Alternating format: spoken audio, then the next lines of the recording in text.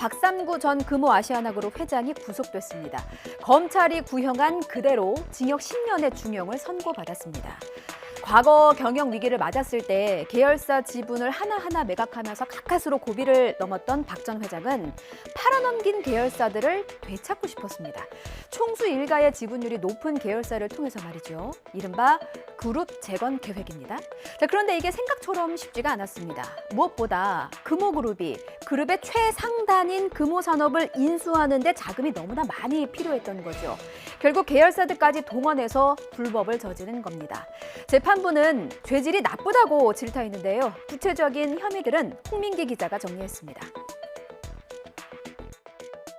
우선 금호터미널 등 계열사 4곳에 자금 3,300억 원을 이용해 산업은행이 가진 금호산업 주식을 사들였습니다. 아시아나항공이 갖고 있던 금호터미널 주식을 당시 평가 금액의 절반 수준인 2,700억 원에 팔아치워 인수 자금을 마련하기도 했습니다. 해외 업체의 아시아나항공의 기내식 공급을 30년간 독점하게 해주는 대가로 금호기업의 사채 1,600억 원어치를 인수하도록 한 사실도 공정거래위원회 조사 결과 드러났습니다. 그룹 재건 및 경영권 회복 목적으로 총수 일가 지분율이 높고 지배구조의 정점에 있는 계열사가 자체 능력만으로 감당하기 어려운 규모의 자금을 조달하여 지배력을 확장한 사례를 시정한 재판부는 박 전 회장의 혐의 대부분을 유죄로 인정하면서 지배권을 회복하려는 목적으로 계열사의 이익을 외면한 채 사익을 추구했고 다른 임원들과 장기적으로 치밀하게 범행을 꾸몄다고 지적했습니다. 주주나 직원분들에게 하실 말씀 없으세요? 직원들한테 미안하죠. 심려를 끼쳐서. 김건희 여사의 박사학위 논문 표절 논란과 관련해서 앞서 국민대는 재조사 결과 표절이 아니라고 밝혔었죠. 자, 이 판단이 틀렸다고 주장하는 숙명여대 구현상 교수를 YTN 취재진이 만났습니다. 김건희 여사가 자신의 논문을 짜깁기 한 것이라면서 지금이라도 사과하고 스스로 학위 취소를 하라고 요구했습니다. 구현상 교수의 주장, 그리고 2007년 당시 김건희 여사의 논문을 심사한 교수들의 입장까지 들어보겠습니다. 김설희 기자입니다. 갑자기 국민대가 일부 표절은 용인될 수 있다. 관행적으로 통상 용인이 된다. 학생들 앞에 가가지고 야, 표절을 해도 괜찮아. 이렇게 제가 말할 수는 없었던 것이죠. 계속 모른 척 한다는 것은 국민의 원망이, 분노가 더 커지게 만드는 것이다.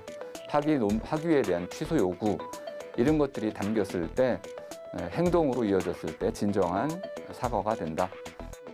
구 교수는 또 문제가 있는 논문을 그대로 통과시킨 당시 지도교수와 심사위원들에게도 반드시 책임을 물어야 한다고 밝혔습니다. 심사의 공정성이 크게 훼손된다고 한다면은 그 책임은 심사를 담당한 지도교수 그리고 5분의 논문 심사위원들에게 책임을 물어야 할 것입니다. 그렇다면 지난 2007년 논문을 직접 심사한 교수들의 입장은 무엇일까?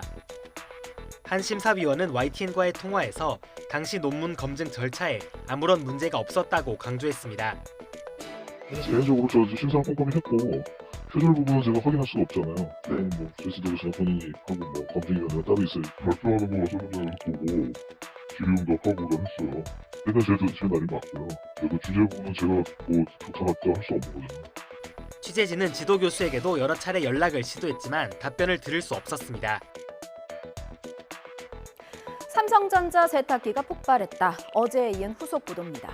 지난달에 첫 보도가 나온 이후 한 달도 안 돼서 우리 집 세탁기도 폭발했다라는 추가 제보 4건이 더 들어왔습니다. 모두 삼성 제품이었고요. 서울, 인천, 세종, 대구 지역도 다양했습니다. YTN으로 들어온 제보만 총 5건입니다. 자, 사진 한 장 보시죠. 이 사진 속의 사고 당시요. 세탁기는 작동 중이었습니다. 뻥 소리에 거실에 있던 아이들도 크게 놀랐다고 합니다. 그런데도 작동을 멈추지 않아서 제보자는 119를 불러야 했습니다. 전문가들은 설계 자체에 의문을 제기합니다. 세탁기에 부착된 강화 유리가 세탁기의 진동을 견디지 못하고 깨졌다는 겁니다. 삼성 측은 내부 분석 중에 있다면서도 리콜 계획은 없다는 입장입니다. 황윤태 기자의 보도입니다.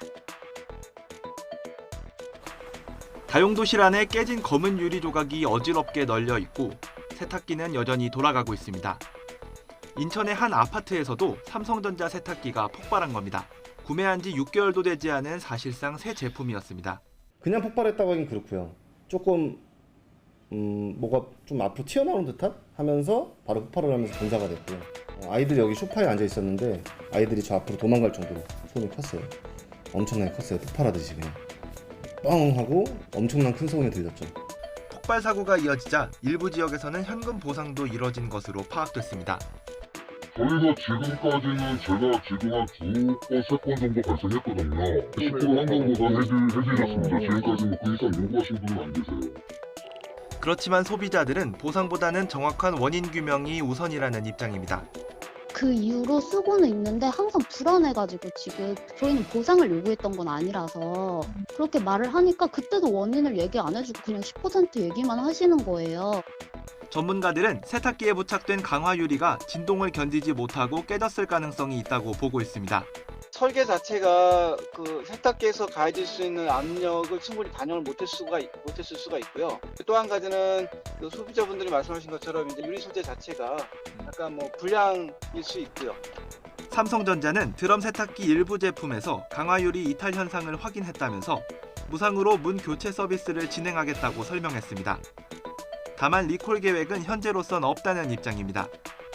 삼성전자는 지난 2016년 미국에서 세탁기에 대해 대규모 리콜을 진행한 적이 있습니다.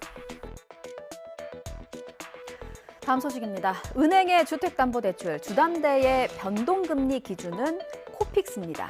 이 기준점인 코피스가 지난달에 또 올랐습니다. 0.52% 상승해서요. 2.90%가 됐습니다. 12년 6개월 만에 가장 큰 폭의 상승입니다. 자, 이리 되면 주담대 금리는 당연히 더 오를 수밖에 없습니다. 은행들은 정말 빨라요. 코피스가 오르자마자 바로 반영하더라고요. 그래프 보시겠습니다. 자, 금리 상단을 좀 보겠습니다. 국민은행, 농협은행 상단이 6%에 가깝고요. 우리은행은 6.11%, 6%를 훌쩍 넘었습니다. 자, 이리 되면 이자가 얼마나 늘어날까요? 지난해 8월에 5억을 대출받은 사람으로 가정을 해보겠습니다. 연 3%의 변동금리였습니다. 월 이자가 210만 원 정도였는데 266만 원으로 56만 원의 이자가 더 불어났습니다. 그런데요, 이게 끝이 아니고 앞으로 더 오른다고 합니다. 박병환 기자입니다. 한국은행에서 남은 3번의 금융통화위원회가 있는데 베이비 스텝 3번을 해서 연말에 기준금리가 약 3%까지 갈 거로 예상이 되고요. 그러면 이제 당연히 코픽스도 비슷한 수준으로 올라가고 이른바 연끌로 집을 산 청년들에겐 하락하는 집값과 오르는 이자가 큰 부담입니다. 이창용 한국은행 총재는 인플레 시대에 대비하라고 충고했습니다. 지금 세대는 인플레이션을 경험하지 못한 세대이기 때문에 아마 집을 사거나 그러실 때 한 3% 이자율로 돈을 빌렸다면 그것이 평생 그 수준으로 갈 거라고 생각하시고 사셨을 겁니다. 그러나 지금 이런 경제 이런 상황이 볼 때는 사실은 그런 가정이 변화할 수 있고 한국은행 금융통화위원회는 오는 25일 기준금리 인상을 결정할 예정인데 0.25%포인트와 0.50%포인트 중 어떤 결정을 내릴지 주목됩니다.